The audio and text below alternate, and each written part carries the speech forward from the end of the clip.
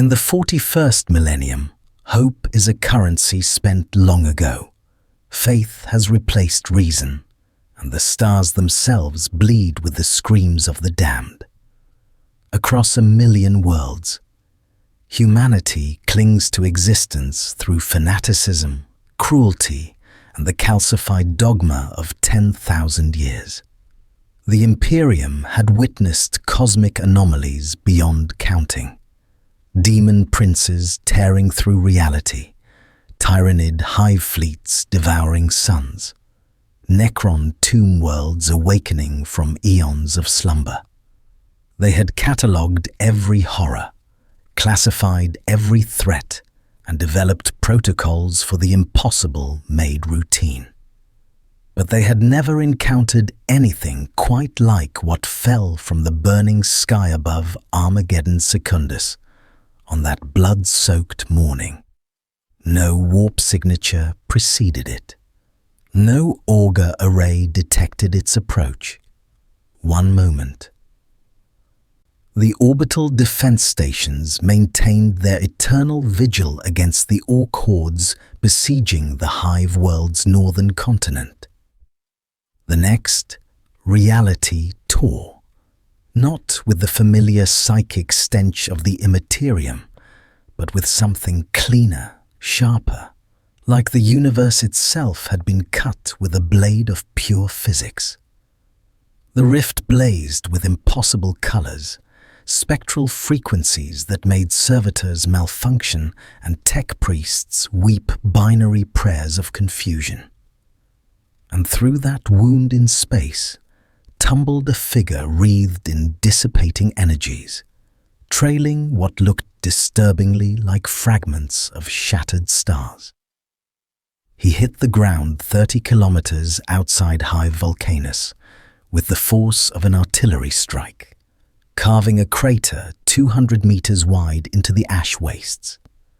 Seismic sensors registered it as a magnitude 6.2 tremor.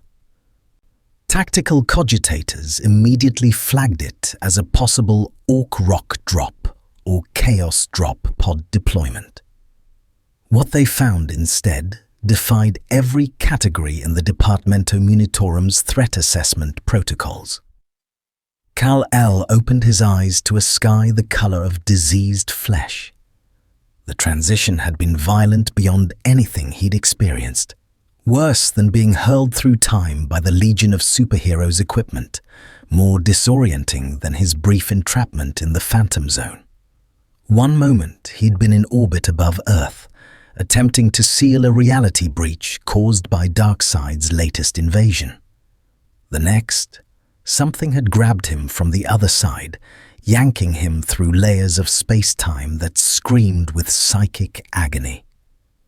His invulnerable body had protected him, but even Kryptonian physiology had limits when reality itself became the weapon. He rose slowly from the crater, his red cape tattered and smoking. The air tasted wrong, thick with industrial toxins, ash, and something else. Something that made his enhanced senses recoil instinctively. It wasn't kryptonite. He'd recognize that crystalline poison anywhere. This was different. The very atmosphere seemed hostile to life, as if the planet itself had forgotten what clean air felt like. The suns, he corrected, his vision adjusting to identify a binary system, hung in the polluted sky like infected wounds. His cells drank in the stellar radiation automatically, but something was off. The energy felt corrupted wasn't the right word. Different. His powers responded, but there was a slight lag, a momentary resistance as his Kryptonian biology struggled to process radiation spectrums it had never evolved to handle. He was at perhaps 85% capacity. Strong enough? It would have to be. The sound of artillery fire rolled across the wastes like thunder.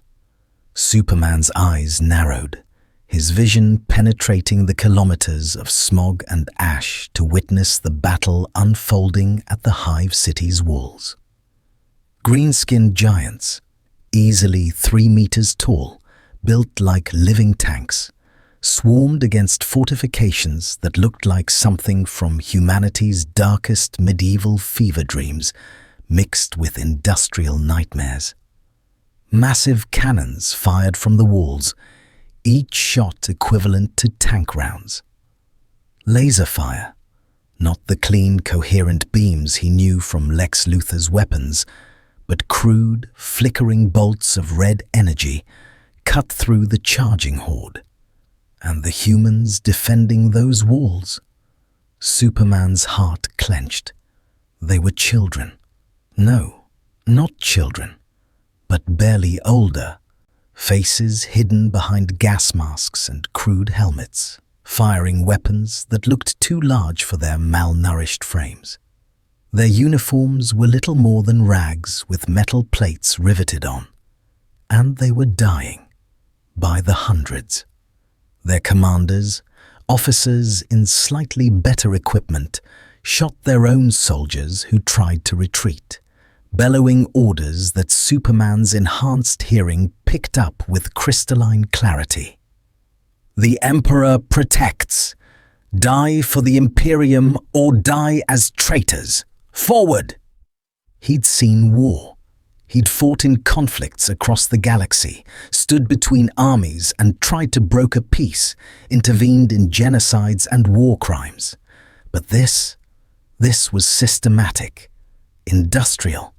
The officers weren't aberrations. This was doctrine. The soldiers weren't even flinching at their comrades' summary executions. They simply turned back to the walls and continued firing until the green giants tore them apart. Superman launched himself into the air, accelerating faster than sound. The sonic boom shattered every window in a 5-kilometer radius, an announcement he'd have avoided on Earth. But right now, he didn't care about subtlety. People were dying. He covered 30 kilometers in 7 seconds, decelerating as he approached the walls to avoid causing more destruction. The defenders' response was immediate and predictable. They opened fire on him. Last bolts splashed harmlessly against his chest, each one barely registering as warmth. Heavy bolter rounds, explosive-tipped ammunition that detonated on impact, peppered his torso and face. Superman grimaced at the sensation. They actually hurt, like being hit with particularly aggressive paintballs. Whatever propellant and explosive compounds this civilization used, they had surprising kinetic force behind them. "Cease fire!" he shouted, his voice carrying across the battlefield with unamplified volume that silenced even the artillery. "I'm here to help." An orc chose that moment to crest the wall, its roar combining bloodlust and crude joy. The creature was massive, nearly 4 meters of green muscle, crude armor welded directly to its flesh, brandishing a weapon that was more industrial accident than firearm. It raised the gun toward a cluster of defenders, its finger tightening on the trigger. Superman moved.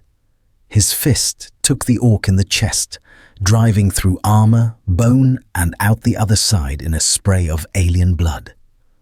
The creature's eyes widened in almost comical surprise before Superman withdrew his arm and the orc collapsed. Dead before it hit the ground. Silence fell across that section of wall. Then the orcs, dozens of them pouring through a breach 50 meters away, saw him, and they charged. Not in fear, not in tactical retreat. They charged with jubilant battle cries, seeing not a threat but the best fight they'd ever get. Superman had fought Darkseid's parademons, Doomsday, entire armies of Apocalypse. These creatures were crude by comparison, but they were enthusiastic and numerous. He waded into them like a farmer into wheat, each strike precisely calibrated to kill without excessive force. Heat visions swept through a cluster of orcs trying to flank him, the coherent beams cutting through their thick skulls with surgical precision. He caught a crude axe blade the size of a car door, crushed the weapon in his fist, and used the shocked orc as a projectile to bowling ball through a dozen more. The defenders watched in stunned silence.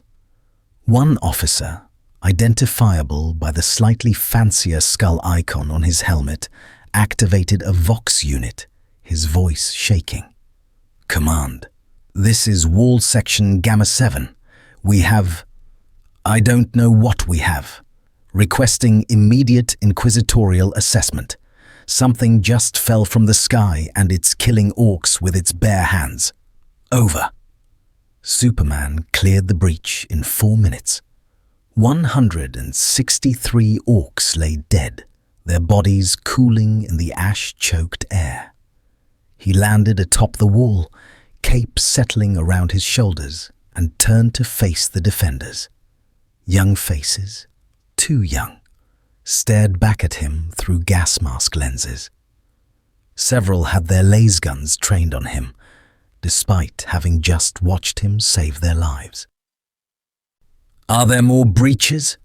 Superman asked, his tone gentle despite the urgency. "Where do you need me?" The officer stepped forward, his augmented hand resting on the grip of a bolt pistol. When he spoke, his voice carried the flat effect of someone reading from a script. "In the name of the God Emperor of mankind, identify yourself. What is your purpose on this world? Are you sanctioned by the Adeptus Terra?" Superman had 1,000 questions. God, Emperor, Adeptus Terra? What kind of society executed its own soldiers for retreating?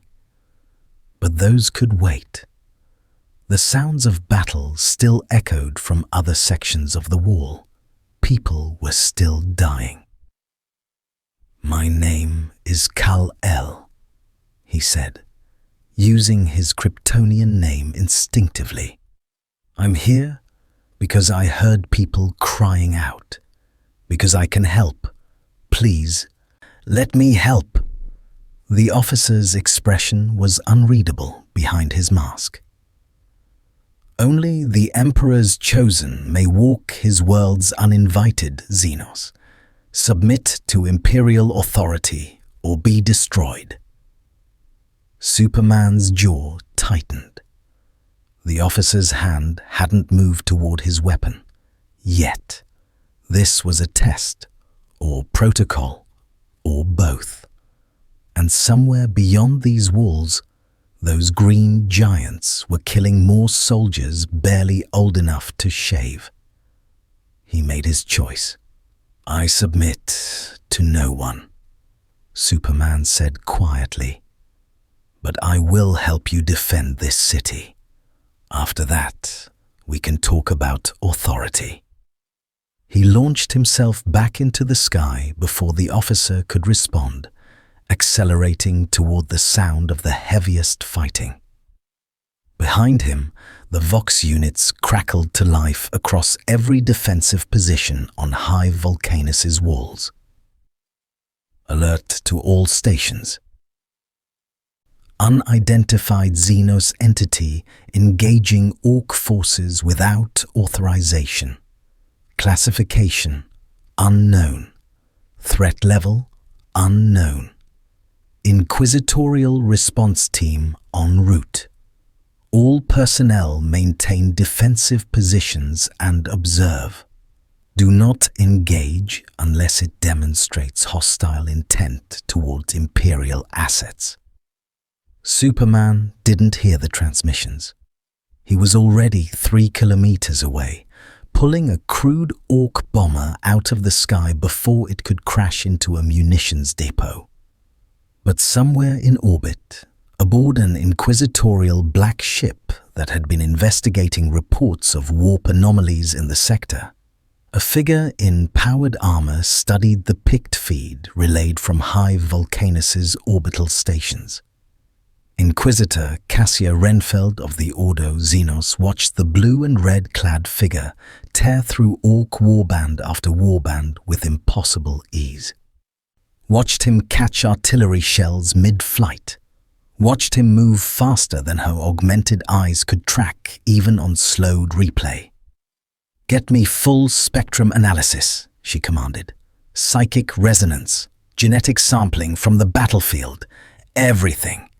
And prepare my retinue for planetfall. The Emperor has delivered us either a miracle or a catastrophe."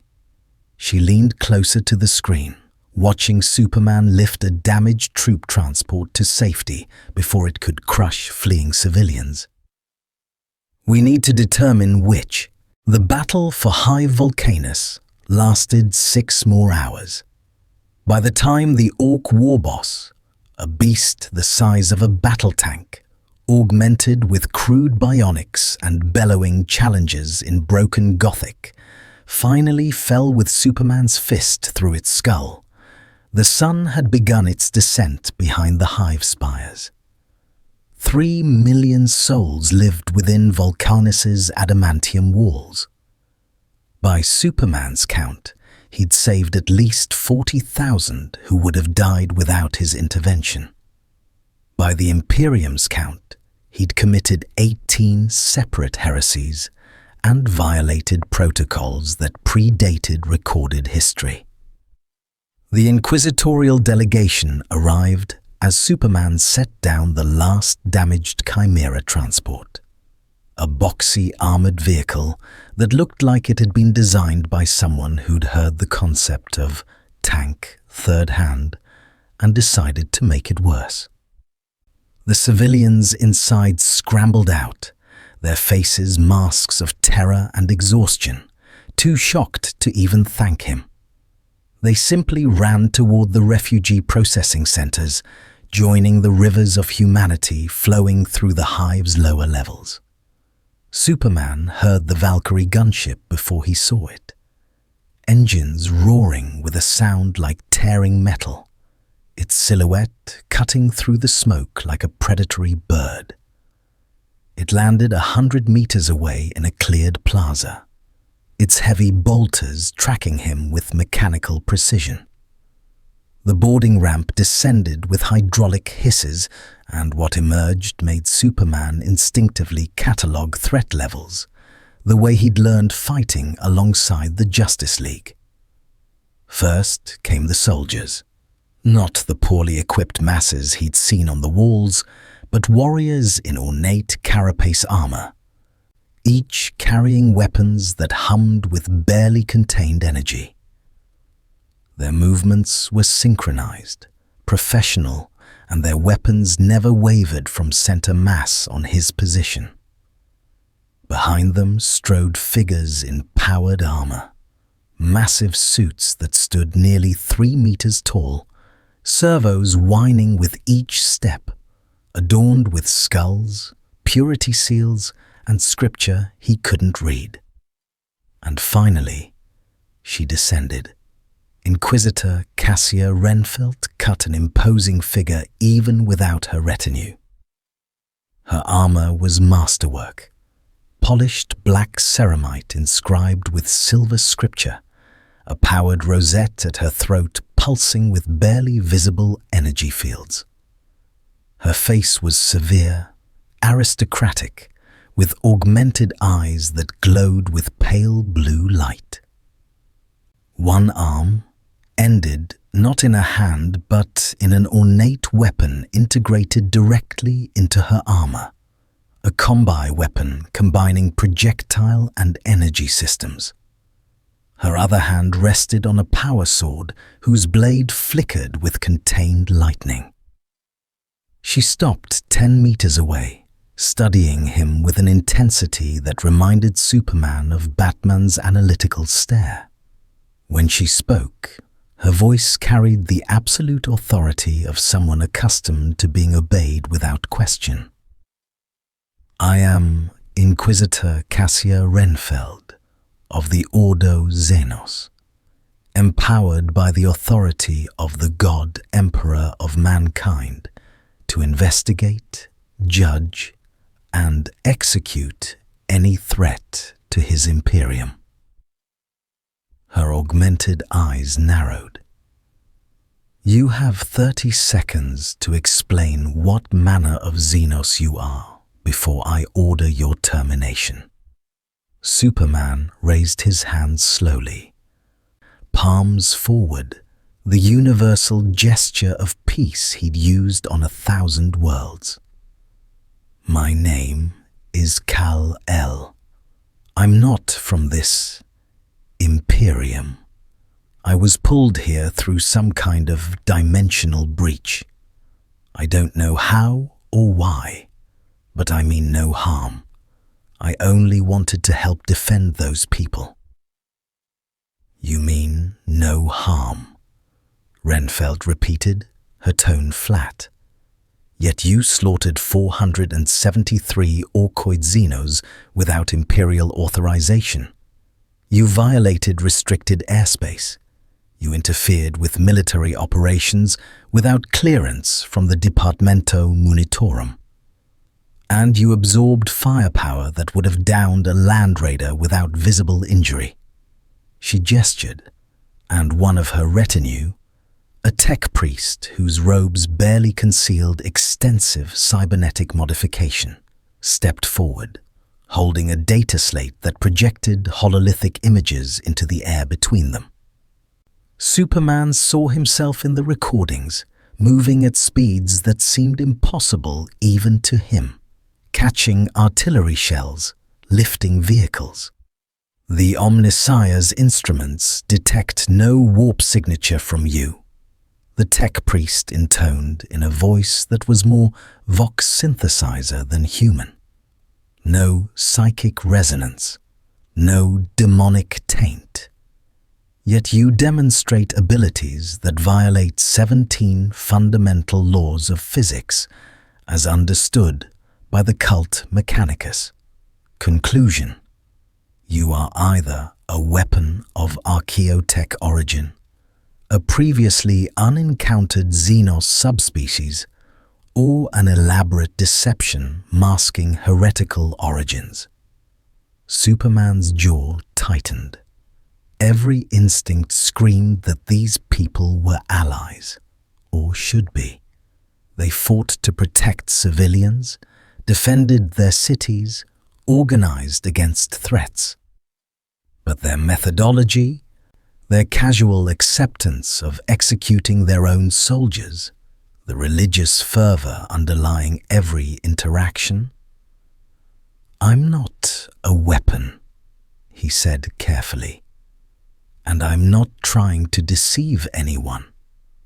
Where I come from, when people need help, you help them. It's that simple." Renfeld's expression didn't change, but something flickered in her augmented eyes. Not quite amusement, perhaps a distant cousin of respect. "Nothing in the Imperium is simple, Kal-El." She pronounced his name carefully, as if testing its phonetic structure for hidden meaning. "But you present an interesting dilemma.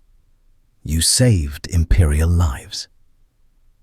Orc casualties you inflicted would have required 3 full Astra Militarum regiments to achieve. By pure tactical assessment, you are an asset." She began to pace, her retinue adjusting positions to maintain their firing solutions on him. Superman noted that they were good, professional, disciplined, but also afraid. He could hear their elevated heart rates, smell the adrenaline in their sweat. They'd seen what he could do. They knew their weapons might not be enough. However, Renfeld continued, assets without control become threats. The Imperium has endured for 10,000 years, not through compassion or individual heroism, but through rigid adherence to doctrine. Every exception becomes a precedent. Every precedent becomes a weakness. Chaos exploits weakness. She stopped, facing him directly. Do you understand what I'm telling you? You're saying that even though I helped, I'm a problem, Superman said. Because I didn't ask permission first. Because I don't fit into your system. Partially correct. Renfeld tapped her augmented hand against her leg, and Superman's enhanced hearing caught the subtle hum of charging capacitors. More accurately, you represent an unknown variable in a galaxy where the unknown is almost always lethal. The Imperium has faced entities that appeared benign. Xenos races offering peace, supposed allies bearing gifts, even what claimed to be divine intervention. Each time, it was a prelude to catastrophe. Invasion, possession, corruption, extinction. She gestured toward High Volcanus, its spires stabbing into the poisoned sky. 3 million souls live in that hive, 1 billion more across this world, trillions throughout the Imperium. Every one of them survives because we are paranoid, because we trust nothing that hasn't been tested across centuries, because we burn what we don't understand before it can burn us. Superman felt a chill that had nothing to do with the temperature. This was the voice of someone who'd seen horrors beyond imagination and concluded that brutality was mercy, that paranoia was wisdom. And the terrible thing was, she believed it absolutely. I've heard that logic before, Superman said quietly. People who think the only way to protect others is through fear and control. It never ends well. And I have witnessed what happens when compassion overrides caution, Renfeld countered. I have watched worlds die because someone believed in the inherent good of a Xenos species that smiled while preparing to devour them. I have executed planetary governors who showed mercy to heretics, only to watch those heretics summon demon legions that consumed entire systems. Her voice lowered, becoming almost gentle. In your universe, perhaps mercy is a virtue.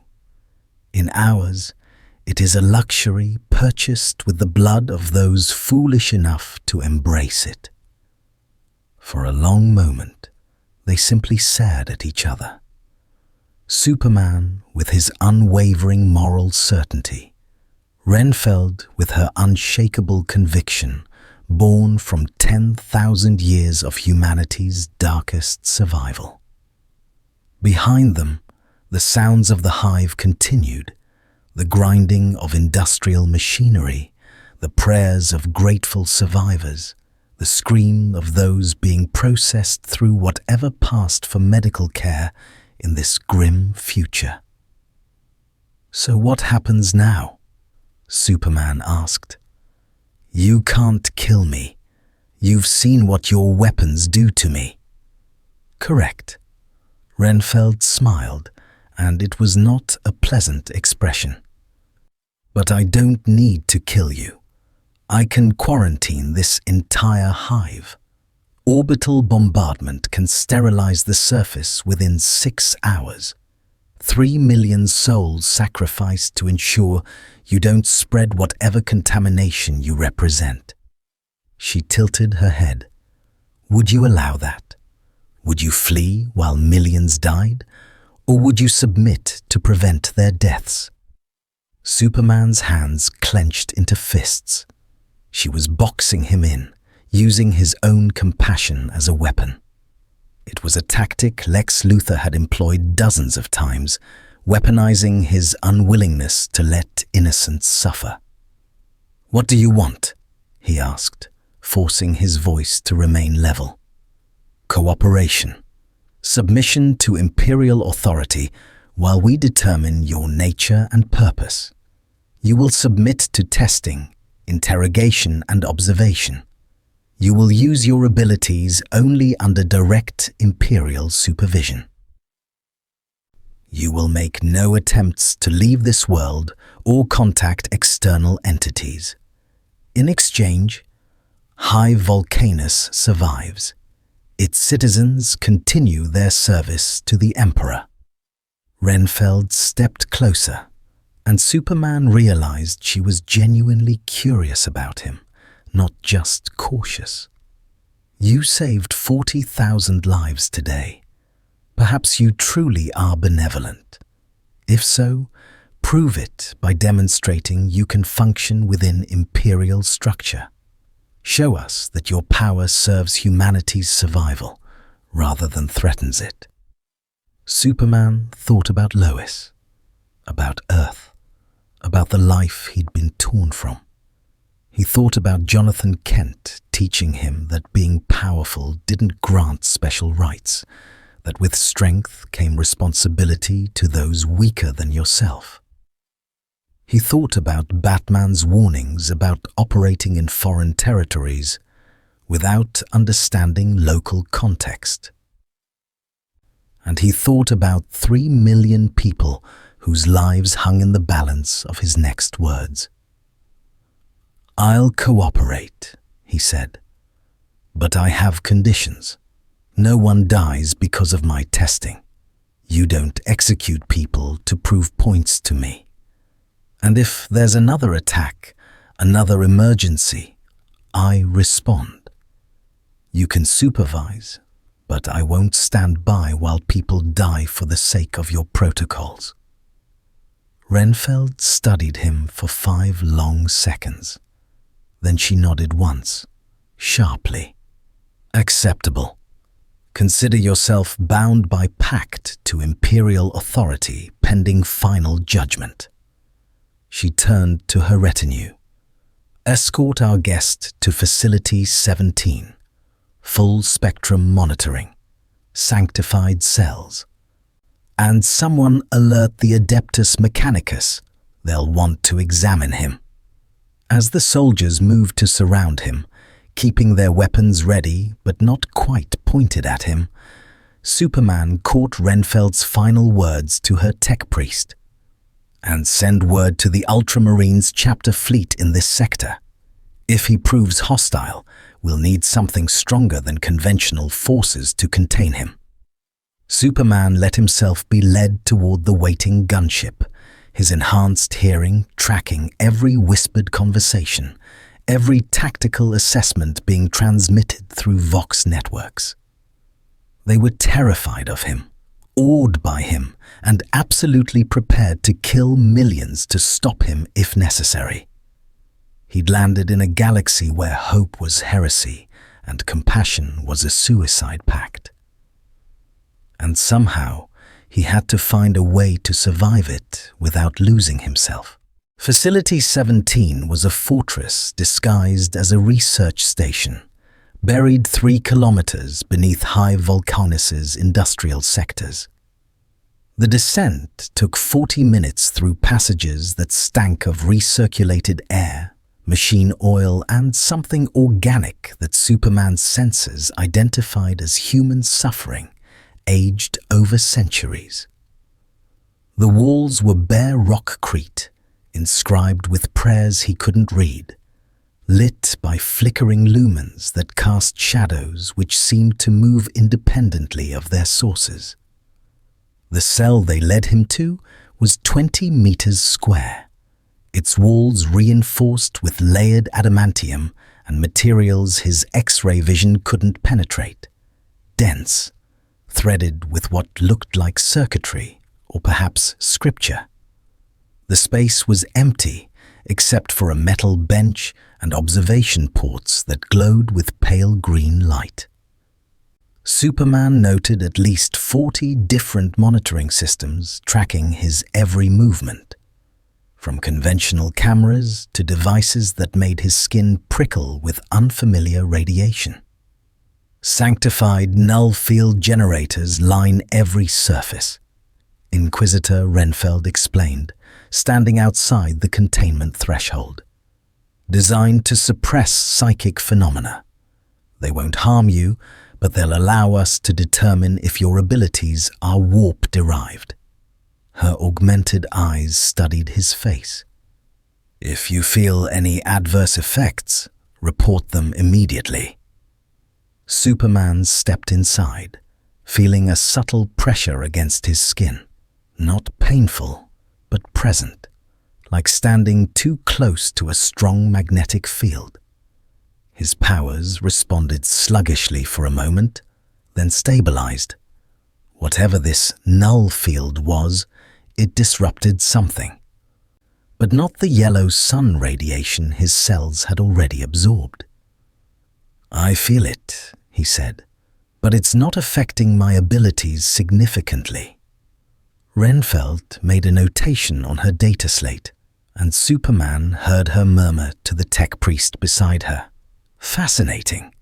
Not warp-touched then, which means he draws power from an external source we haven't identified." The testing began immediately. They started with baseline assessments that would have made Star Labs look primitive. Servo skulls, actual human skulls fitted with anti-grav technology and sensor arrays, circled him like mechanical vultures, probing him with scanner beams that ranged from visible light to radiation that made his teeth ache. The tech priests stood in reverent silence as their instruments returned data, occasionally breaking into Binharik cant, a machine language that sounded like modem static given religious significance. Subject demonstrates cellular structure inconsistent with human genome, one tech priest announced. Density approximately 800 times standard human tissue. Metabolic efficiency approaches theoretical maximum. Energy signature anomalous. The Omnissiah's instruments detect no conventional power source, yet subject radiates energy across multiple spectrums. They brought in heavier equipment.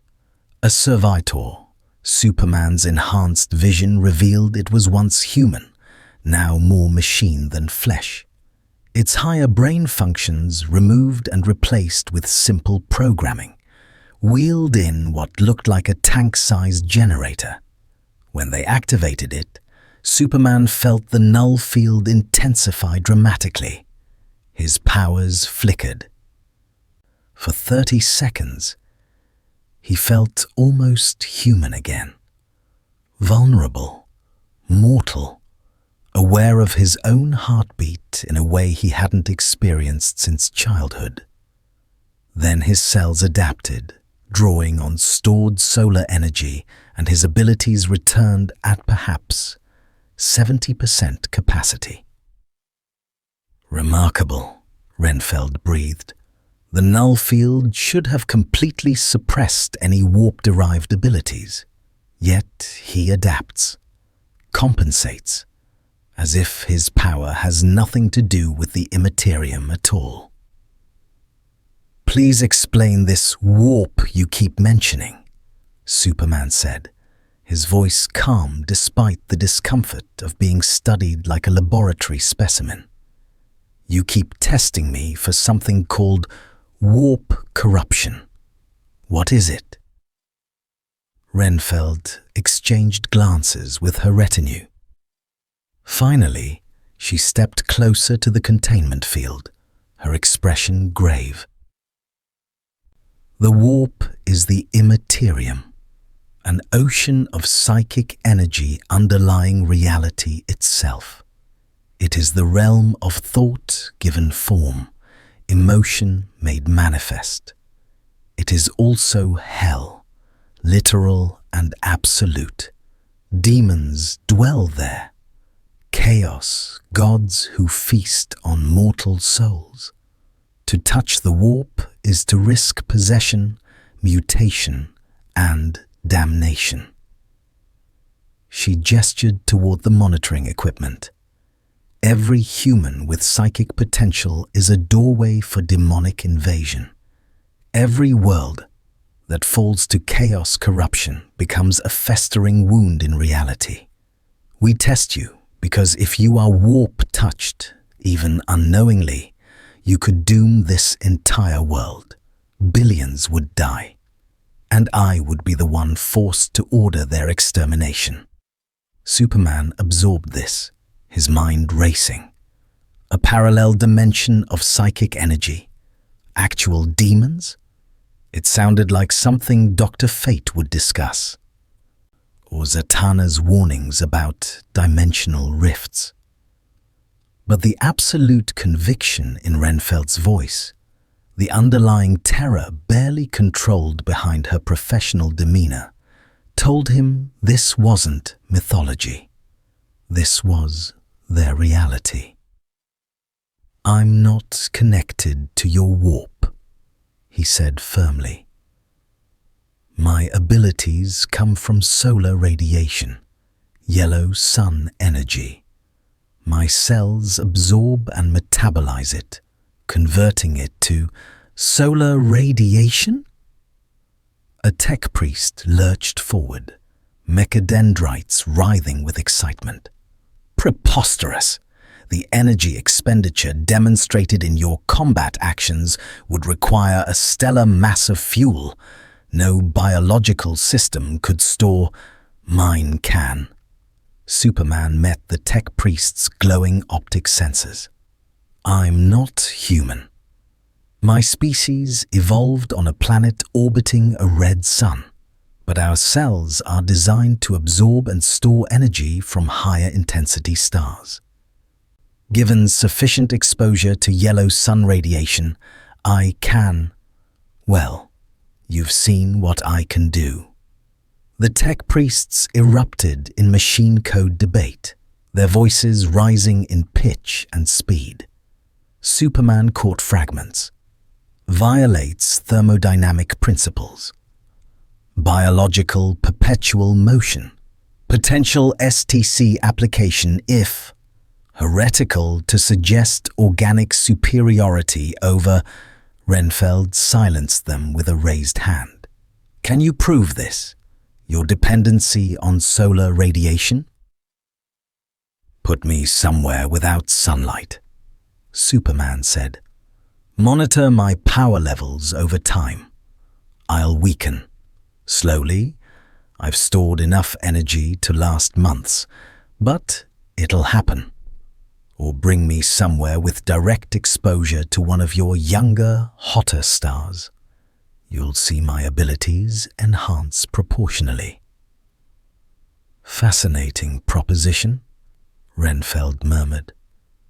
"But testing it would require months we may not have, and it does nothing to address the central question. What is your purpose here? Dimensional breaches don't simply occur randomly. Something brought you to Armageddon Secundus. Something wanted you here." Before Superman could respond, alarms shrieked through the facility. Red emergency lumens bathed the corridor in crimson light. A Vox unit crackled to life, and a panicked voice cut through the wailing sirens. "Priority alert to Inquisitor Renfeld. Hive Volcanus is under attack. Unknown hostiles emerging from the Underhive. Reports of Emperor preserve us. Civilians are turning on each other. Mass riots. People tearing each other apart in the streets. It's spreading fast. 3 districts gone in 15 minutes." Requesting immediate, the transmission dissolved into screaming and static. Renfeld's face went pale. Seal Facility 17.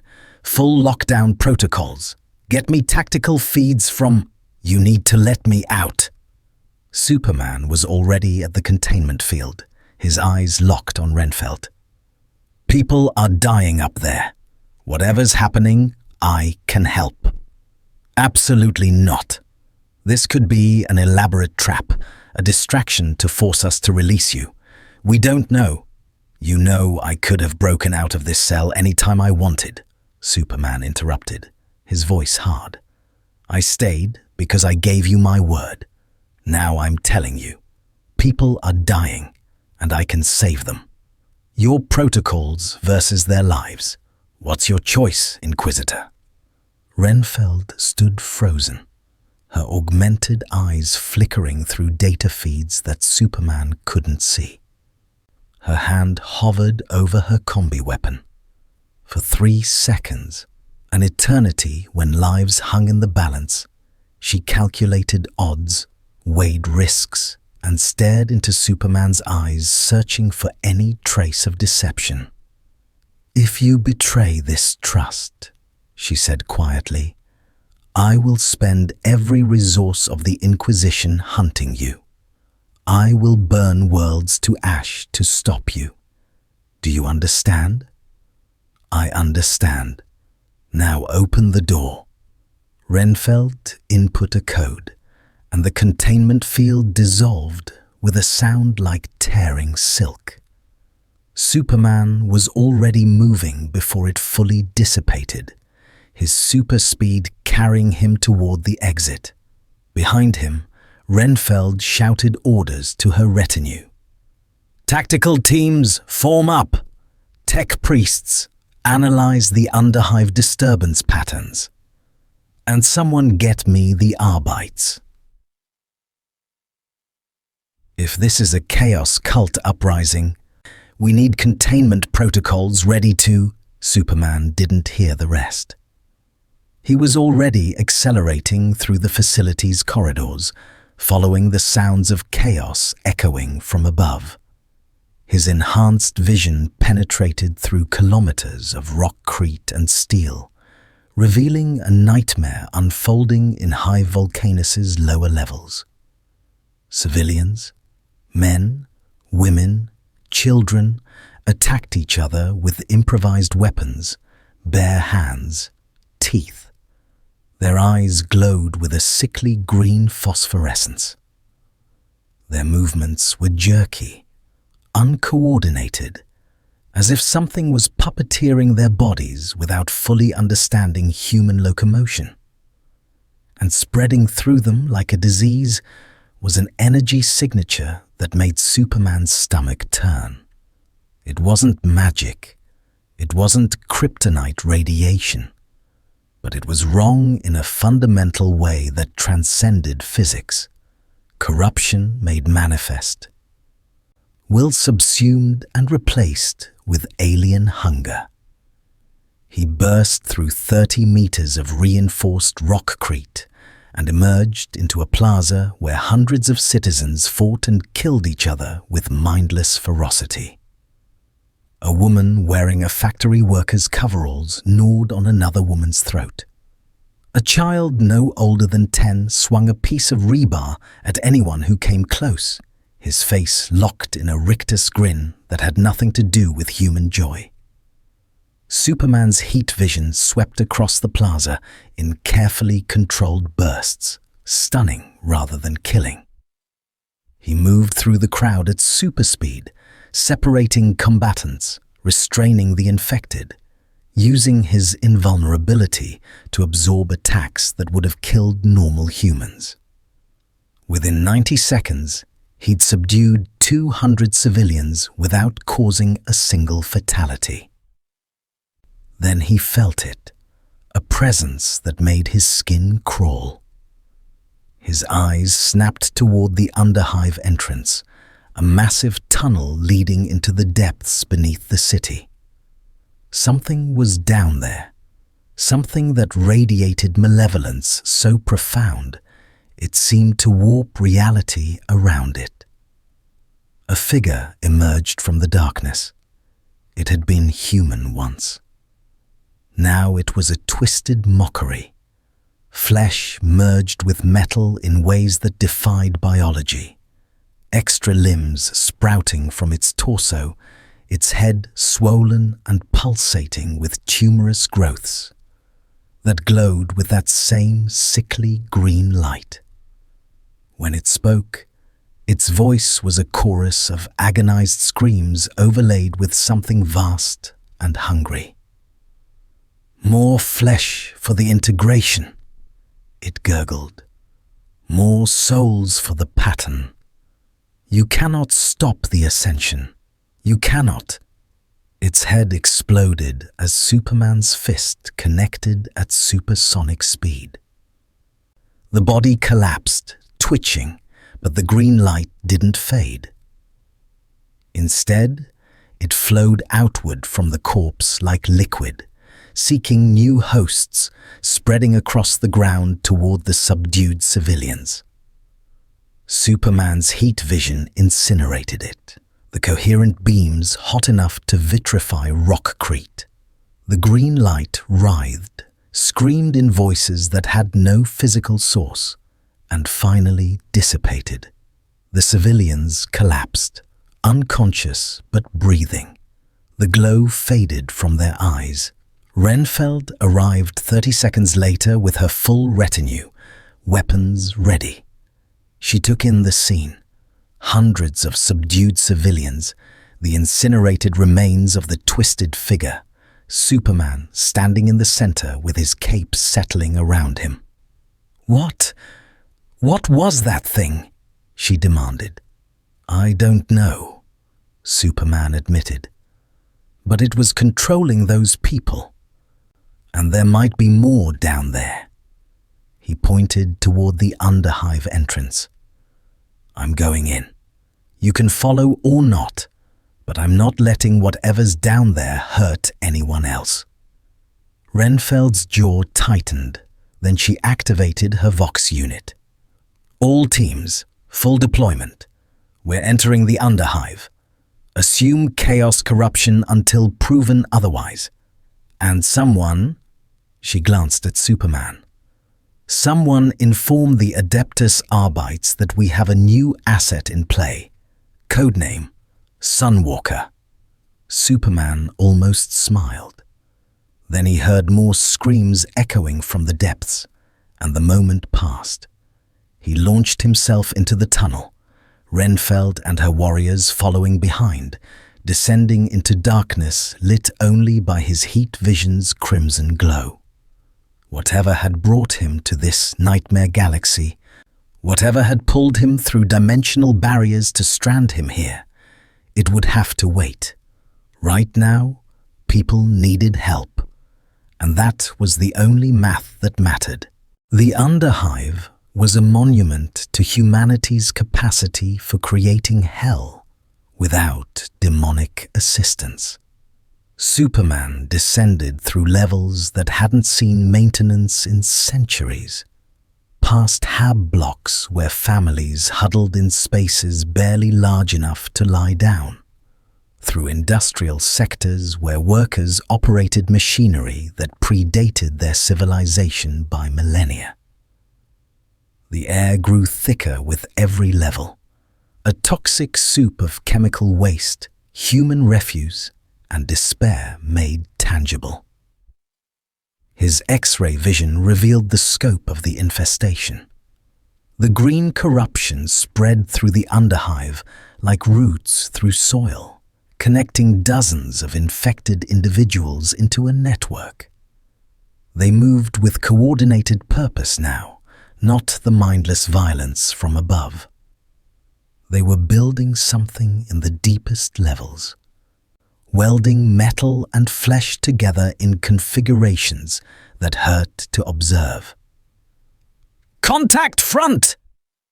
One of Renfeld's warriors opened fire, his hell gun cutting down a shambling figure that had once been an Underhive ganger. The corrupted human barely slowed, continuing forward until Superman's heat vision surgically removed its legs. "Don't kill them if you can avoid it," Superman called back. "They're victims, they're lost." Renfeld cut him off, her voice flat. "Whatever's infected them has already consumed their souls. The most merciful thing we can do is grant them the Emperor's peace." Her power sword ignited with crackling energy. "Your compassion is admirable, Sunwalker, but this is chaos. There is no saving them." Superman wanted to argue, wanted to believe she was wrong. But as they pushed deeper, he saw what the corruption did to human bodies, twisting spines until they snapped, forcing limbs to grow in impossible directions, hollowing out minds and replacing them with slavering hunger.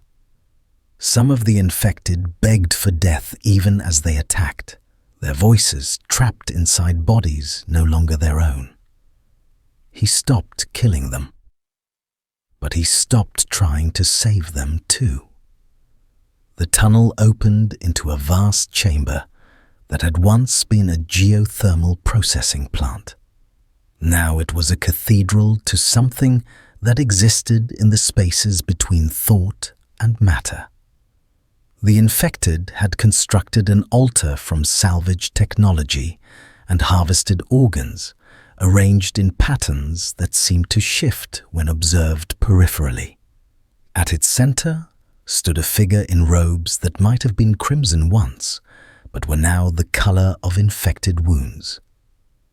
"The Margos biologist Thaxus," Renfeld breathed, recognition and horror mixing in her voice. "He disappeared 3 months ago during a research expedition. We thought he'd been killed by underhive gangs." The robed figure turned, revealing a face half flesh, half circuitry, all madness. When Thaxus spoke, his voice carried the same multi-layered quality as the creature Superman had killed above. Human words wrapped around something vast and hungry. "Inquisitor, how disappointing. I had hoped to complete the great work before the Imperium's blind eyes found us." Thaxus gestured to the altar, to the dozens of infected humans standing motionless around it. "But perhaps this is fortuitous. You've brought me an unexpected variable, a being of impossible power, a perfect template for the ascension."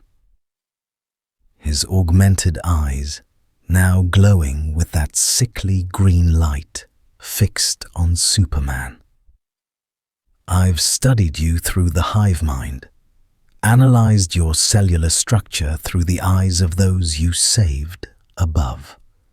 You're not human, not even close. Your biology is superior in every measurable way. Imagine what the Omnissiah could achieve with such perfection integrated into the flesh of mankind." "The Omnissiah doesn't want this, you fool," Renfeld snarled. "You've been corrupted, tainted by the ruinous powers. This isn't enlightenment, it's damnation." "Damnation?" Thaxus laughed, and the sound made Superman's enhanced hearing recoil. "The Imperium speaks of damnation while grinding its own people into meat for the war machine. I offer transcendence, unity, a collective where suffering is distributed across billions until individual pain becomes meaningless white noise." He raised his hands, and the infected surged forward. Not mindlessly this time, but with coordinated tactics that spoke of a single intelligence controlling hundreds of bodies. They moved to flank, to surround, to overwhelm through sheer numbers. Superman moved faster. His super speed allowed him to be everywhere at once, disabling infected with precise strikes that left them unconscious but alive. Renfeld's retinue formed a defensive perimeter, their weapons cutting down those Superman couldn't reach. The tech priests deployed strange devices that emitted high-pitched sounds, causing the infected to clutch their heads and stumble. But for every 10 they dropped, 20 more emerged from side tunnels. The green light spread across the floor like spilled oil, seeking to touch them, to infect them. Superman felt it brush against his skin, a sensation like frozen needles trying to burrow into his cells. His Kryptonian biology rejected it instantly, but Renfeld's warriors weren't so fortunate. "Sergeant Valk's been compromised!" one warrior shouted, firing at his own squad mate as green light spread across the man's eyes. "I can't! He's still—" Superman caught the infected sergeant before he could attack, holding the man immobile while struggling to find some way to purge the corruption. His heat vision could kill it, but that would kill the host. His freeze breath slowed its spread but didn't stop it. He was powerful enough to shatter planets, but he couldn't save one man from whatever this infection was. "Please," Sergeant Valk whispered, his voice his own for a brief moment. "Don't let it take me. Don't let me become one of them. Please." Superman looked into the man's eyes, terrified, pleading, already feeling his mind being consumed from within. He thought about Pa Kent's death, about all the times his power hadn't been enough to save everyone, about the bitter truth that sometimes the only choice was between bad and worse. He used his heat vision, precise, surgical, instant. Sergeant Valk's body crumpled. The green light dissipated. Superman set the corpse down gently, his jaw tight. Behind him, Renfeld's voice was quiet. "You're learning. This is what survival looks like in the 41st millennium." "No," Superman said, his voice harder than adamantium. "This is what failure looks like. And I'm done failing."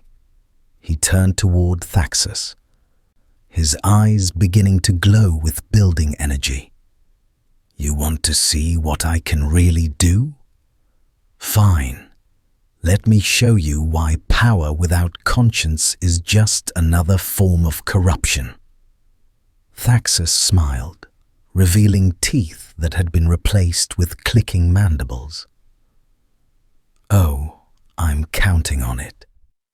Your rage, your righteousness, your absolute certainty in your own moral superiority. It's all so deliciously predictable. Come then, alien god. Show me your power. Feed it into the altar. Let your fury complete the circuit." Superman hesitated. Every instinct screamed trap, but the infected were closing in, and Renfeld's retinue was being overwhelmed. He could hear their hearts racing, smell their fear, count the seconds until they were overrun. Then he heard something else. A sound that cut through the chaos like a blade through flesh. The roar of engines far more sophisticated than the Imperial vehicles he'd encountered. The wall behind Thaxus exploded inward, and through the breach came figures in armor more advanced than anything Superman had seen in this galaxy. They stood perhaps 2.5 meters tall in armor of blue and white, moving with fluid grace despite their bulk. Their weapons, sleek, elegant pulse rifles, fired bursts of superheated plasma that vaporized the infected without the crude brutality of Imperial weaponry. One figure stepped forward, its helmet retracting to reveal a face that was almost human, but subtly wrong. Broader features, flatter nose, skin with a faint bluish tint. "Guela," the figure said in accented Gothic. "Step away from the corrupted technology. This sector is being quarantined under the authority of the Tau Empire and the greater good." Renfeld's response was immediate and venomous. "Xenos, open fire." "Wait." Superman moved between the two groups, his hands raised. "Nobody needs to shoot anybody. If you're here to stop this infection, we are here to contain it," the Tau commander interrupted, "and to extend an offer to you, Kal-El of the alien species." The commander's pronunciation was perfect, and Superman realized they'd been monitoring Imperial communications. "We've observed your actions, your unwillingness to accept the Imperium's brutal doctrine, your refusal to embrace their death cult's philosophy." The commander's armor sealed again, and a hololithic projection appeared between them. Star maps, tactical assessments, and footage of Superman's battles. The greater good offers an alternative, a civilization built on cooperation, progress, and rationality rather than religious fanaticism. Join us. Use your power to build rather than merely defend a rotting empire. "Don't listen to them," Renfeld snarled, her warriors keeping weapons trained on both the Tau and the infected. "The Tau are Xenos manipulators. They'll use you, study you, and dispose of you when you've served their purpose. Their greater good is just another form of slavery dressed in pleasant lies." The Tau commander's posture shifted, something that might have been a shrug. The Imperium projects its own methods onto others. We offer equality under the ethereal caste's guidance. We offer purpose without the Imperium's pointless suffering. "Enough philosophy," Thaxus's voice boomed across the chamber. "All of you will serve the great work. Your arguments, your ideologies, they're all just noise before the silence of unity." The altar pulsed, and the green light exploded outward in a wave. Superman moved on instinct, flying directly into the energy surge, using his own body as a shield for both groups.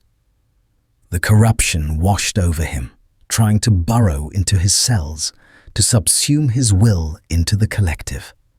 His Kryptonian biology fought back, each cell a fortress, but there were trillions of them, and the assault was relentless. He screamed, not in pain but in rage, and unleashed his heat vision at full power. Twin beams of solar energy, hot enough to cut through starship hulls, carved through the altar and straight into Thaxus. The corrupted tech priest's body detonated, spraying infected circuitry across the chamber. But the green light didn't die.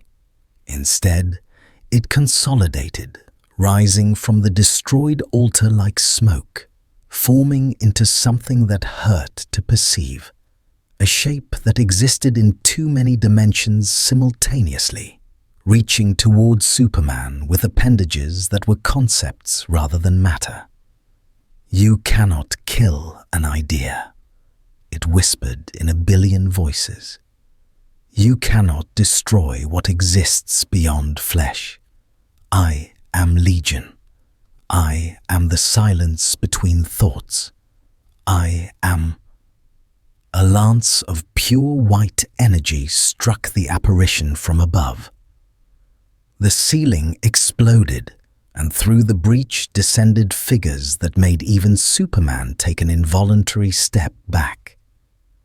They were giants, nearly 3 meters tall in powered armor that seemed to be part Baroque artwork, part weapons platform. Their armor was blue and gold, adorned with scripture and purity seals. And they moved with the absolute confidence of apex predators, space marines, ultramarines, their heraldry proclaimed, and they brought with them a presence that pushed back against the green corruption through sheer will and fury. "For the Emperor!" their leader bellowed, and his voice alone seemed to drive back the apparition. "For Ultramar! For humanity's future!" The battle that followed was chaos given form. Ultramarines engaged the infected with bolt weapons that fired explosive rounds the size of grenades. Tau fire warriors laid down suppressing fire with their plasma rifles. Renfeld's retinue fought with desperate courage, and Superman, caught in the middle of it all, realized he was witnessing something profound. 3 factions, the brutal Imperium, the manipulative Tau, and himself, united by circumstance against a common threat. Each represented a different philosophy: religious fanaticism, rationalist authoritarianism, and individualist heroism. Each was convinced their way was the only path to survival. And in that moment, with the green apparition reforming, despite their combined firepower, Superman understood why Renfeld had been so afraid. This galaxy didn't just have villains to fight. It had fundamental philosophical conflicts built into its structure, where every faction's survival strategy threatened everyone else's existence. The Ultramarine leader, Captain Titus, his Vox broadcasts identified him, fought his way to Superman's position. His helmet mag-locked to his belt, revealing a scarred face that had seen centuries of war.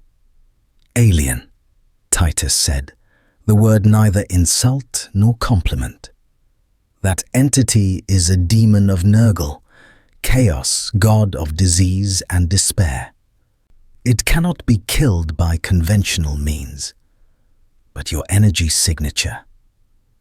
He glanced at the still glowing heat vision residue. "It's unlike anything in our arsenal. If you can maintain a sustained bombardment while we perform the banishment ritual." "I can do that," Superman said. "Just tell me when." Titus actually smiled, brief, grim, but genuine. "On my mark, for humanity, whatever form it takes." They didn't shake hands. There wasn't time. But in that moment, Superman felt something shift. He wasn't just a stranger in this galaxy anymore. He was a participant in its eternal war. And the real question wasn't whether he could survive it. It was whether he could change it. The banishment ritual required precision. Superman had never imagined necessary in combat. While he poured continuous heat vision into the demon's manifestation, keeping it destabilized, preventing it from fully coalescing into reality, the Ultramarines formed a perfect circle around the corrupted altar. Their voices rose in liturgies of banishment, words that carried weight beyond mere sound. Captain Titus stood at the circle's head, a tome bound in what Superman desperately hoped wasn't human skin open in his hands. The demons screamed, not with sound, but with pressure against reality itself. Superman felt it trying to worm into his mind, showing him visions designed to break his will. Krypton exploding again and again, Lois dying in 1,000 different ways, Earth consumed by forces he'd failed to stop. But he'd faced Darkseid's Omega beams, endured Mongol's gladiatorial pits, and survived the Phantom Zone's existential horror. He pushed back with every ounce of Kryptonian resilience, his heat vision burning hotter until the chamber walls began to melt. "Whatever you're doing, do it faster," he shouted. "I can hold this, but—" "Maintain focus," Titus commanded, his voice cutting through the chaos.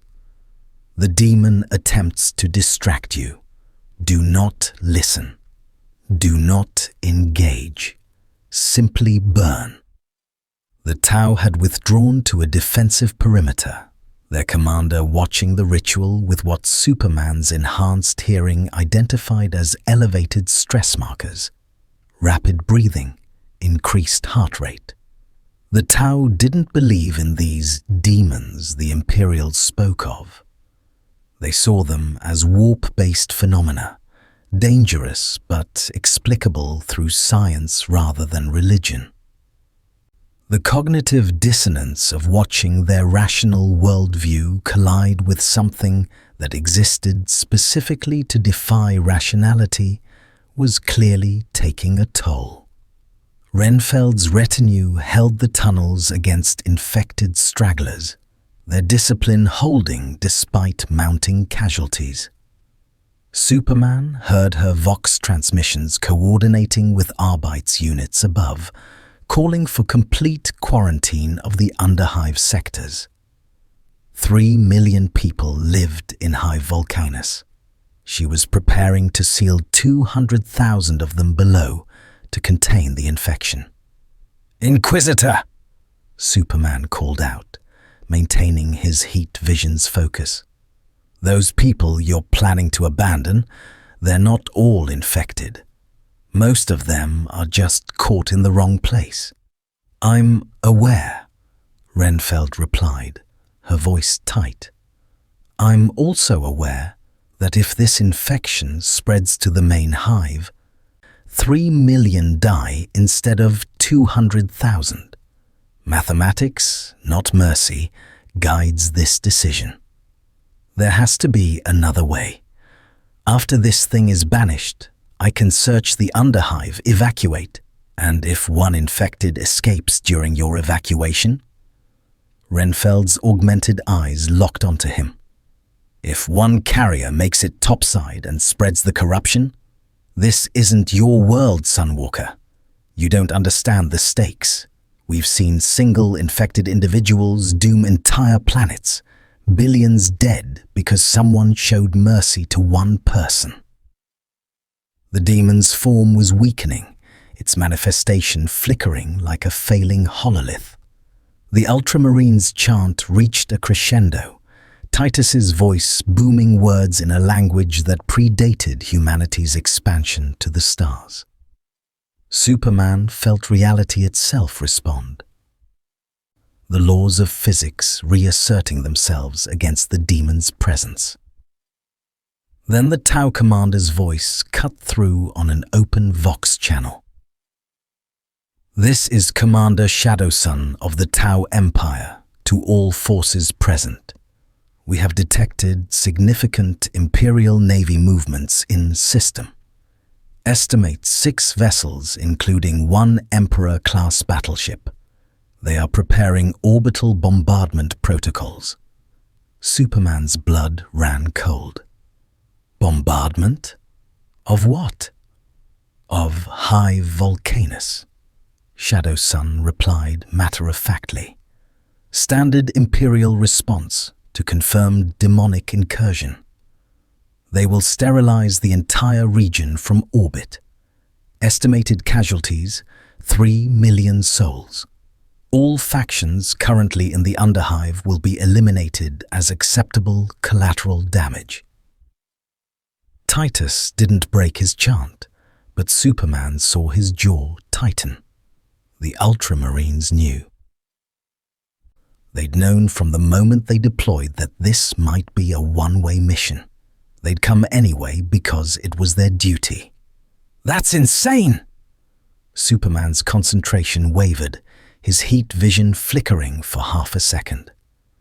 The demon surged, nearly breaking free of the ritual's containment. He poured more power into his heat vision, the beams bright enough now to leave after images even on enhanced retinas. "Renfeld, tell them to stand down. We can contain this." "I have no authority over Naval Command," Renfeld said quietly. "Once demonic presence is confirmed, exterminatus protocols are automatic. The Imperium does not negotiate with chaos. We do not take chances. We burn it, and we burn it thoroughly." Superman's mind raced through possibilities. He could fly up, intercept the bombardment, shield the hive with his own body. But that would mean abandoning the ritual, letting the demon break free.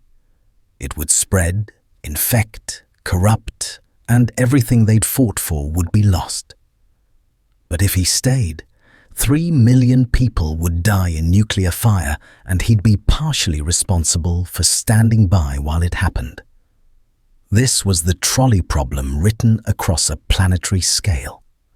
Save the people in front of you, and doom millions more, or sacrifice millions to prevent worse catastrophe. It was the kind of moral calculus Superman had spent his entire career refusing to accept. "There is a third option." Shadowsun's voice cut through his spiraling thoughts. "The Tau Empire has vessels in position. We can evacuate significant portions of the hive population before bombardment commences. Our transport capacity is limited, but we estimate extraction of 1.2 million civilians before Imperial weapons range is achieved." "Xenos lies," one of Renfeld's warriors spat. "They'll take our people as slaves, assimilate them into their empire, and use them as hostages." "Yes," Shadowsun agreed, stunning everyone with her bluntness. "We will integrate them into the greater good. They will be educated, provided purpose, and expected to contribute to Tau society. But they will be alive, unlike the alternative the Imperium offers them." "You would choose Xenos slavery over the Emperor's peace." Renfeld's voice dripped with venom. "You would condemn Imperial citizens to life under alien rule rather than grant them the mercy of—" "Don't you dare call burning 3 million people mercy!" Superman's shout echoed through the chamber with physical force, cracking rockcrete. "Don't you dare hide behind philosophy and doctrine while condemning families, children, people who've done nothing wrong except live in the wrong place at the wrong time." His heat vision intensified further, the beams now visible as solid bars of crimson energy. The demon shrieked as its manifestation began to dissolve, unable to maintain cohesion against the sustained assault. Titus seized the moment, his voice rising to a thunderous declaration. "By the authority of the God Emperor of mankind, I cast you back to the warp. Begone, spawn of Nurgle, return to the Garden of Pestilence, and trouble this realm no more." The demon imploded, not gradually, but instantly, collapsing into a point of absolute darkness that swallowed even light before vanishing with a sound like reality sighing in relief. The green corruption evaporated from every surface, every infected body. The ones still alive collapsed, gasping, their minds their own again. The altar crumbled to ash, Silence fell across the chamber. Superman cut his heat vision, blinking away the after-images. The Ultramarines began their post-battle rituals immediately, checking ammunition, performing maintenance prayers over their weapons, securing the perimeter with mechanical efficiency. Titus approached Superman, his expression unreadable. "You fought well, alien. Your power proved decisive in containing the demon long enough for banishment." He paused, and something that might have been respect flickered across his scarred face. "But the Inquisitor is correct. The hive must be purged. We cannot risk even one infected individual escaping containment." "You can't seriously be okay with this," Superman said, his voice low and dangerous. "You're not monsters. I watched you fight to protect people. I heard the anger in your voices when the daemon showed its visions. You care about humanity more than you can possibly understand." Titus interrupted. "I have fought for 3 centuries to preserve mankind's future. I have watched brothers die, seen worlds burn, made sacrifices that haunt my every meditation. And I tell you with absolute certainty, if we allow sentiment to override necessity, we condemn far more than we save." He gestured toward the tunnels leading deeper into the underhive. The infection spread through 200,000 people in 3 hours. How many do you think remain untainted? How many are clear enough to evacuate safely? And how many infected will hide their corruption, lie to survive, and spread it to wherever they're taken? Then we test them, screen them, use whatever technology you have to. There is no test sufficiently reliable, Renfeld interjected, approaching from her position. Her armor was scorched, her face exhausted behind her augmented eyes. Chaos corruption can lie dormant for years, decades. We would need to quarantine every individual for their entire lives to be certain. The Imperium doesn't have those resources. We barely have enough resources to maintain our current defensive lines across 1 million worlds. She looked at Superman with something that might have been sympathy. You come from a universe where there are solutions, where heroes can save everyone if they're just strong enough, just smart enough, just principled enough. This isn't that universe. Here, every choice is between terrible and catastrophic. We've learned to choose terrible and sleep soundly because the alternative is extinction. I refuse to accept that, Superman said flatly. There's always another way. Always. Then find it, Titus challenged. You have 18 minutes before orbital bombardment commences. The Tau offer evacuation, though it means condemning Imperial citizens to Xenos indoctrination. We offer swift death and the certainty that chaos claims no more souls. What is your third option, alien god? What miracle do you propose? Superman's mind worked at super speed, processing variables faster than quantum computers. He could try to evacuate people himself, but even at top speed, he couldn't move 3 million individuals in 18 minutes. He could try to stop the bombardment, but that meant abandoning people still in danger from infected stragglers. He could try to find and eliminate every infected individual, but Titus was right. He had no way to detect latent corruption, unless... The demon showed me visions, Superman said slowly. It tried to break my mind by targeting my fears, my memories. It needed to access those to weaponize them against me. Yes, Titus said warily.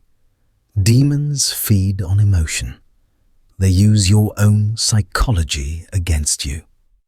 So they have to connect psychically to their targets. There has to be some kind of signature, some trace of that connection. Superman turned to Renfeld. Your null field technology, it disrupts psychic phenomena. Could it be calibrated to detect residual demon contact? Renfeld's augmented eyes widened.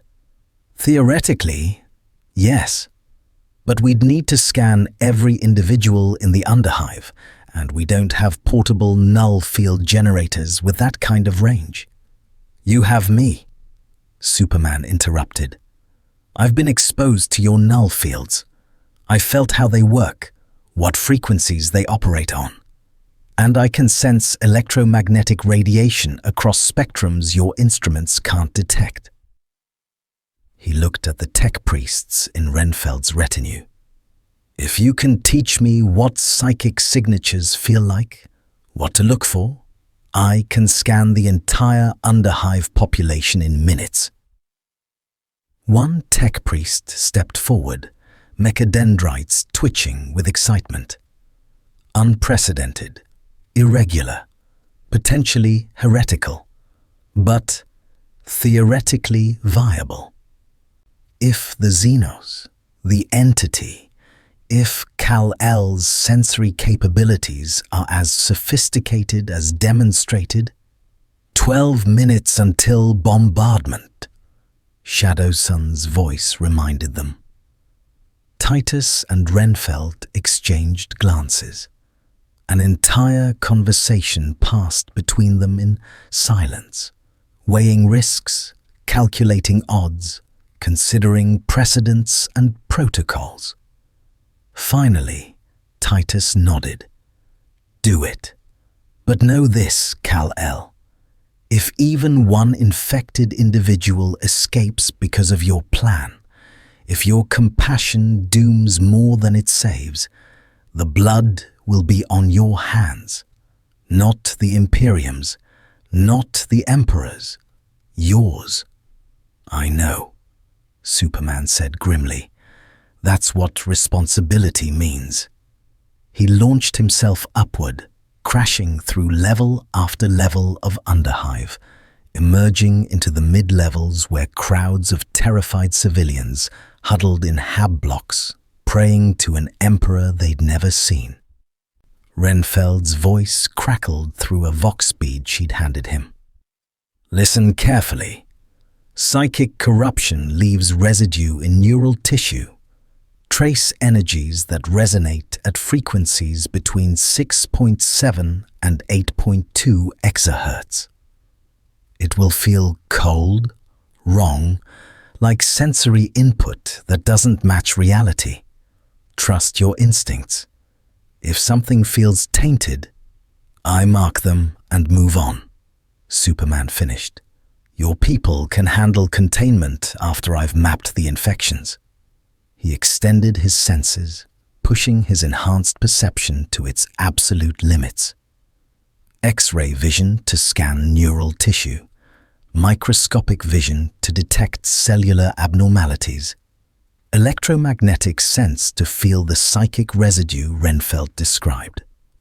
And something else, something uniquely Kryptonian, the ability to perceive energy at quantum levels that even he didn't fully understand. He began moving through the underhive at speeds that made him a crimson and blue blur, scanning, marking, cataloging 3 million souls, 18 minutes.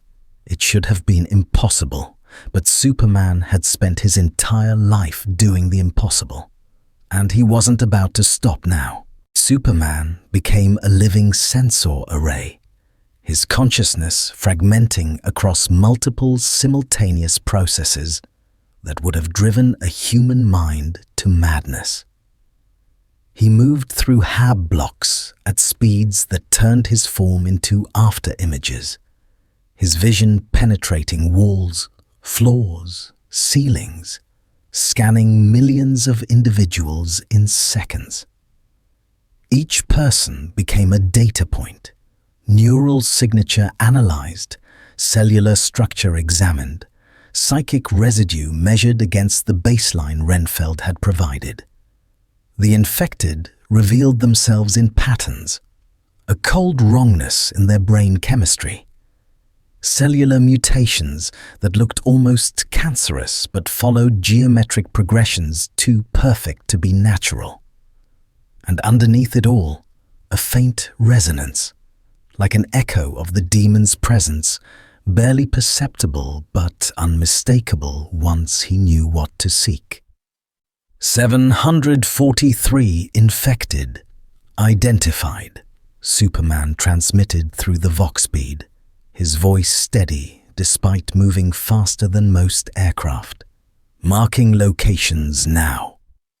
He'd convinced Renfeld to distribute marker beacons to her Arbeits units. Simple devices that would highlight infected individuals on Imperial tactical displays. As he identified each corrupted person, he tagged them with precision heat vision, creating thermal signatures that would last long enough for containment teams to locate them. 9 minutes to bombardment, Shadow Sun's voice reminded them. Kal-El, you should know. The Imperial battleship has locked weapons. If they detect our evacuation fleet launching, they may fire early to prevent Xenos contamination of their citizens. Then don't launch yet, Superman replied. Scanning through a manufacturing sector where workers huddled between idle machinery. Wait until I've cleared the population. How many can you actually evacuate? 1.4 million maximum capacity across our transport fleet, Shadow Sun said, prioritizing children, non-combatants, and those with skills that benefit the greater good. Of course you are. Renfeld's voice dripped acid, selective harvesting of useful specimens while leaving the rest to die. How very rational of you. Would you prefer we save no one? Shadow Sun countered. We cannot evacuate all 3 million. Neither can you. At least we offer survival to those we can carry. Superman blocked out their argument, focusing on the task. His scanning revealed something that made his stomach clench. The infection hadn't spread randomly. It had targeted specific demographics. Factory workers, underhive gangers, people with technical skills. The demon hadn't just been trying to spread chaos. It had been building an army with strategic purpose. Renfeld, he transmitted, the infected population isn't random.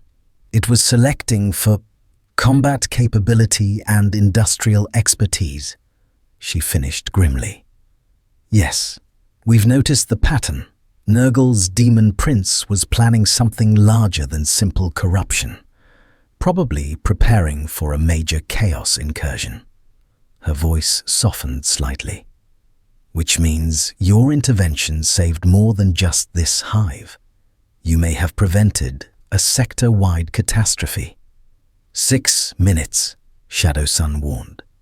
Superman had cleared 2.1 million people, marked 932 infected. The remainder, 800,000 individuals, were in the deepest underhive levels, sections so contaminated with industrial runoff and radiation that even Imperial sensors couldn't penetrate reliably. He dove deeper, past the geothermal plants, through levels where the walls themselves seemed to weep toxic condensation. The people here were different from the mid-hive citizens, harder, more feral, organized into tribal gangs that viewed the Imperium above as distant mythology. They scattered as he approached, firing crude stub guns and auto weapons that bounced off his chest like pebbles. "I'm not here to hurt you," Superman shouted, his voice carrying through the tunnels. "I'm here to help. Imperial ships are going to bomb this entire hive unless I can prove you're not infected."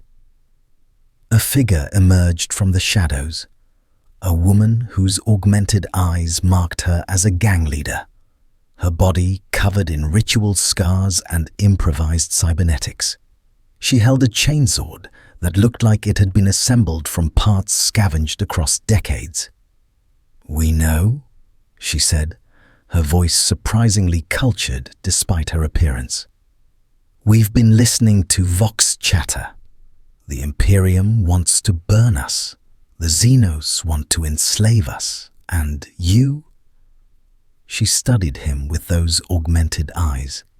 "You're the alien god who thinks he can save everyone. Which are you really? Stupid, arrogant, or insane?" "Maybe all three," Superman admitted, landing in front of her. "But I'm offering you a chance to survive. Let me scan your people. Anyone clean gets evacuated. Anyone infected gets," he hesitated, "gets put down like rabid animals," the gang leader finished. "We're not naive, God-man. We know how the Imperium operates. We know what chaos corruption means." She lowered her chainsword. "Do what you need to do. But know this. If you're lying, if this is a trick to identify us for extermination, we'll die fighting rather than go quietly." Superman scanned her as they spoke. Clean. Her gang numbered 3,000. Mostly clean, but 47 showed signs of corruption. He marked them, his heart heavy with the knowledge of what that meant. "The infected ones," he said quietly. "Can you identify them from my marks?" The gang leader glanced at a data slate, studying the thermal signatures. Her expression didn't change, but Superman heard her heart rate spike. "Half of them are my inner circle. People I've trusted for years." She looked at him with eyes that had seen too much of the Underhive's cruelty. "Are you certain?" "Yes," Superman said. "I'm sorry." She nodded slowly, then activated her Vox unit. "This is Savika to all Underhive clans. The alien god has marked the corrupted. You know the law. You know what must be done." Her voice hardened. "Anyone who harbors marked individuals will be considered tainted. No exceptions. No mercy. We've survived 10,000 years in this hell by being harder than the darkness. Don't go soft now." Superman wanted to protest, to insist there had to be another way. But he'd seen what the corruption did, watched it hollow out minds and replace them with alien hunger. And he had 3 minutes before orbital bombardment turned this entire discussion moot. He continued scanning, moving through clan after clan. The Underhive people did their own grim work, executing the infected with brutal efficiency. It was horrifying to witness, but Superman understood the mathematics now. 900 individuals dead to save 2 million. 900 sacrificed so 3 million didn't burn. The trolley problem solved with cold equations. 2 minutes, Shadow Sun announced. Kal-El, we're launching extraction now regardless of Imperial response. If you have any influence with the Inquisitor, now would be the time to use it. Superman shot upward through the hive levels, emerging in the upper spires where Renfeld coordinated with her command staff. Tau ships, Sleek vessels that looked more like works of art than military craft descended through the atmosphere, their shields shimmering against the first ranging shots from Imperial orbital defenses. "Renfeld," Superman said, his voice urgent. "I've cleared the population. 973 infected, all marked and contained. The Tau are evacuating 1.4 million civilians. The rest can be safely maintained in the hive. Call off the bombardment." Renfeld studied her tactical displays, comparing Superman's thermal markers against reports from Arbeit's containment teams. Her augmented eyes flickered through data faster than human brains could process. Finally, she activated her Vox unit to the Imperial Navy frequency. "This is Inquisitor Cadia Renfeld of the Ordo Xenos. I am invoking my authority under the seal of the Holy Inquisition. Abort orbital bombardment. I repeat, abort bombardment. The demonic threat has been neutralized. Civilian population has been screened and deemed acceptable risk for continued habitation." The response came in a voice that rumbled with patrician authority. "Inquisitor, our protocols are clear. Confirmed demonic presence requires total sterilization. We cannot risk. The Emperor himself could not require what I am now forbidding." Renfeld interrupted, her voice cold as void. "Stand down, or I will classify your vessel as compromised by chaos and recommend it for immediate destruction. Do not test me, Admiral." Silence stretched across the Vox channel. Superman held his breath, aware that billions of tons of ordnance hung in orbital space, ready to reduce everything he'd fought for to radioactive ash. "Standing down," the Admiral finally said, his displeasure evident. "But this irregularity will be reported to the Ordo Malleus. Your career may not survive this decision, Inquisitor."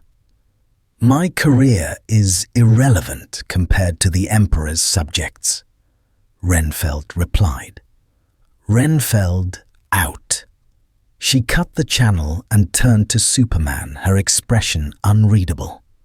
"You've just convinced me to countermand 10,000 years of established protocol, to spare a population that may still harbor latent corruption, to allow Xenos to abduct 1.4 million Imperial citizens." She stepped closer, her augmented eyes locking onto his. "If you're wrong, if even one infected individual escapes and spreads this corruption, I will personally hunt you to the edges of the galaxy and ensure your death takes centuries." "I understand," Superman said quietly. "But I'm not wrong." Titus approached from the command center, his armor still scorched from the Underhive battle. "The Ultramarines are withdrawing. Our duty here is complete." He regarded Superman with that same unreadable expression. "You fight well, alien. Your power is formidable. But power without wisdom is just another form of destruction. And wisdom without compassion is just another form of cruelty," Superman countered. Titus actually smiled, brief, grim, but genuine. "Perhaps. The galaxy will test which of us is correct." He turned to leave, then paused. "The Imperium will watch you, Kal-El. We will study you, and eventually we will determine whether you represent hope for humanity's future or another threat to be eliminated. I suggest you make that determination easy for us." The Ultramarines departed in a roar of jump pack engines, ascending to their orbiting strike cruiser. The Tau evacuation ships finished their loading, taking on their cargo of willing refugees. Families who chose uncertain futures under alien rule over certain death under Imperial bombardment. Shadowsun's final transmission was characteristically pragmatic. Kal-El, the greater good would benefit from your presence. The Tau Empire offers purpose without the Imperium's brutality. Consider our offer. And remember, compassion without structure is chaos. What you did today was admirable, but ultimately unsustainable without systematic change. Her ships vanished into the upper atmosphere, carrying 1.4 million souls to new lives in the Tau Empire. Whether those lives would be better or simply different remained an open question. Superman stood atop High Volcanus's highest spire, watching the twin suns set over a world that had almost died. Below, in the Underhive, people were already returning to their desperate existence, working in toxic factories, fighting for scraps, living lives that seemed designed to crush hope as thoroughly as any demon. Renfeld joined him, her armor gleaming in the dying light. "You saved them," she said quietly. 3 million souls who would have burned. 1.4 million who would have died rather than face Xenos capture. That should feel like a victory. But it doesn't, Superman finished, because I had to let 900 people die. Because 1.4 million more chose alien rule over their own government. Because even now, these people are returning to lives of systematic suffering that your Imperium considers necessary. "Welcome to the 41st millennium," Renfeld said without irony. "Where every victory tastes like defeat and survival requires compromising everything you believe in." She was quiet for a moment, then added, "But you did something today I haven't seen in 3 decades of service. You made me question whether our protocols are as absolute as I believed. You made Captain Titus, a 3-century veteran who's never wavered in his faith, pause before executing standing orders. You made the impossible seem merely difficult." She turned to face him directly. "The Imperium will use you, Kal-El. We have no choice. You're too powerful to ignore, too useful to discard. But maybe we need someone who refuses to accept our logic, someone who looks at our mathematics of despair and insists on finding different solutions. Or maybe I'm just naive," Superman said. "Maybe a few more months here, and I'll be as pragmatic as you, executing infected individuals without hesitation, accepting that millions must suffer so billions can survive." "Perhaps," Renfeld agreed. "Or perhaps you'll teach us that even in the darkness of the far future, there's room for something other than endless war." She activated her Vox unit. "I'm classifying you as an Imperial asset under Inquisitorial supervision. Not a prisoner, but not unrestricted. You'll work with us, help us fight threats across this sector. In exchange, you get to do it your way, within reason." Superman considered the offer. He was stranded in this nightmare galaxy with no clear way home. These people, brutal, fanatical, paranoid, were still people, fighting against horrors that made Darkseid look merciful. He could try to fight alone, but today had proven that this universe's threats required cooperation, compromise, and uncomfortable alliances. "I accept," he said. "But on one condition. I choose which battles I fight. I won't be your weapon pointed at whoever you deem expendable." Renfeld smiled grimly. "You'll learn that everyone is expendable eventually. But for now, we have an accord." She extended her hand, the human one, not the augmented weapon. Superman shook it, sealing a partnership that would reshape the Armageddon sector's future in ways neither could anticipate. 3 months passed on Armageddon Secundus. 3 months of Superman learning that the 41st millennium's darkness ran deeper than he'd imagined, and that even in absolute darkness, individual acts of light still mattered. He'd fought beside Imperial Guard regiments against Orc invasions, learned to coordinate with soldiers who viewed him as either divine miracle or dangerous Xenos, depending on which propaganda broadcasts they believed. He'd stopped a Genestealer cult infiltration in Hive Acheron, discovering that some threats required preventive execution rather than merciful capture.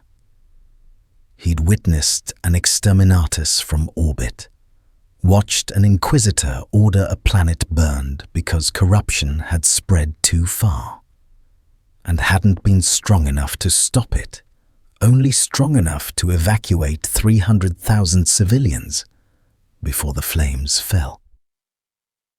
Each mission taught him something about this galaxy's brutal logic. Each victory came with compromises that would have horrified the Justice League.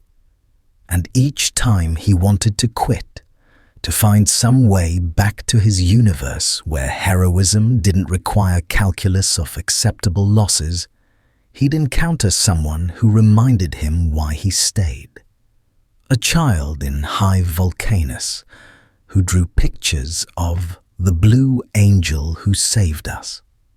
A factory worker who'd been evacuated by the Tau and sent messages through covert channels thanking him for giving her children a future beyond the Imperium's meat grinder. An Imperial Guard sergeant who'd lost his entire platoon but told Superman, "You made it mean something. For the first time in 30 years of service.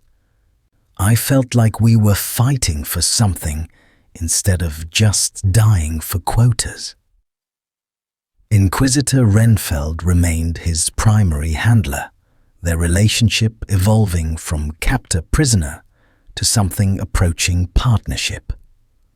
She taught him about chaos, about the warp, about the cosmic horror underlying every shadow in this galaxy.